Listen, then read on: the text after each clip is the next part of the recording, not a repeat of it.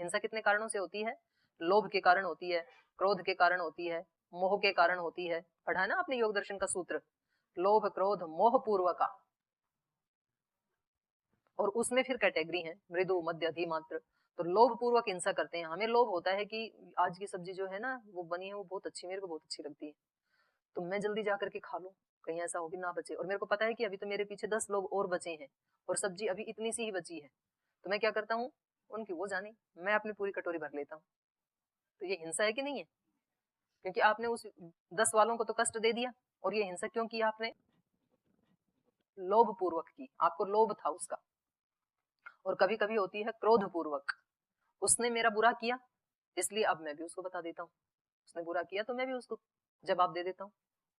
तो ये कैसी हिंसा है? क्रोध पूर्वक, गुस्सा आता है ना, जिसने हमारा अपकार किया उसको हम छोड़ेंगे नहीं। और तीसरी होती है मोह पूर्वक, मूढ़ता पूर्वक, मतलब कोई सुख भी नहीं मिलता, उसने कुछ बिगाड़ा भी नहीं हमारा, तो भी हम हिंसा करते हैं। रास्ते में चलते जा रहे हैं और चलते चलते ऐसे तोड़ दिया पत्ते को, उसने बेचारी ने क्या बिगाड़ा था, और उससे माफी भी नहीं मांगी कि हमने आपकी एक उंगली तोड़ दिया, एक हाथ तोड़ दिया। आपका कोई चलते चलते ऐसे हाथ तोड़ चाकू से काट के भाग जाए, कैसा लगेगा? एक उंगली, तो फिर तो हम रिपोर्ट करवा देंगे पुलिस में। अब वो बेचारी कहाँ करवाई, आप ऐसे तोड़ लेते हो।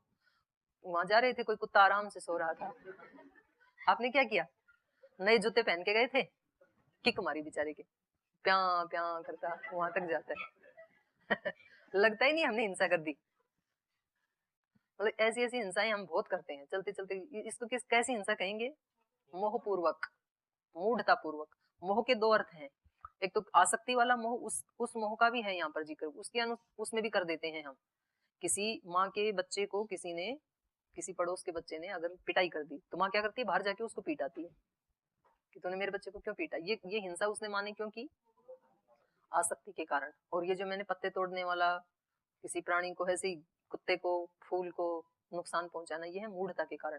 तो ये हम क्यों करते हैं हिंसा, ये पहले हमें देखना पड़ेगा और फिर उसको हटाना पड़ेगा, तब हम अहिंसा का पालन कर सकते हैं। जब हम सब वस्तुओं के प्रति प्रेम से भरे हुए हैं, अभयता से भरे, हमें भय नहीं है, भय के कारण भी व्यक्ति हिंसा करता है।